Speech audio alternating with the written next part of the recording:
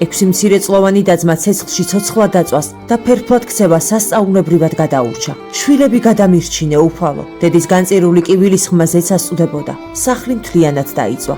6 მცირეწლოვანი ბავშვი ტანსაცმლის გარეშე ღია ცის ქვეშ დარჩა. 3 წლის ტყუპები ლევანი და დავითი ვერ მიხვდნენ, რატომ წაართვა ხანძარმა მათ საყვარელი სახლი, ტანსაცმელი, სათამაშოები.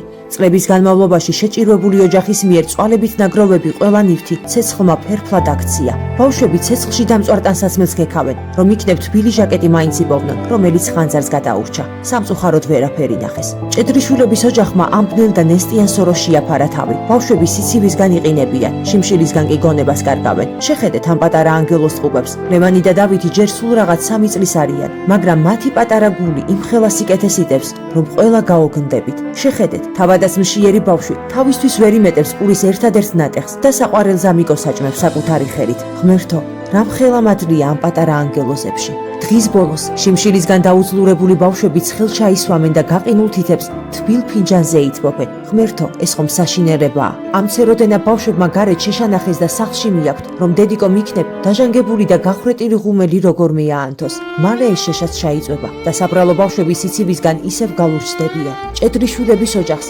ამნესტიანი სოროს დაცლა მალე უწევთ და ხომ წარმოგიდგენიათ ეს რასაც ნიშნავს. ყინვაში, ქუჩაში მოუწევს დაძინება 6 დაძმას. ეს კი თითქმის სიკვდილის ტოლფასია. მეგობრებო, ამ დამწვარი სახლიდან კედლები შემორჩა. კეთილო ადამიანებო, ყველამ რომ თითო აგური საყიდელი ფული გავიმეტოთ, ოჯახი კედლების ამოშენება შეძლებს და ამ პატარა ანგელოზებს ქუჩაში არ მოუწევთ დაძინება. გადარიცხეთ ნებისმიერი თანხა ჩერნოვეცკის ფონდის ოფიციალური საიტის მეშვეობით.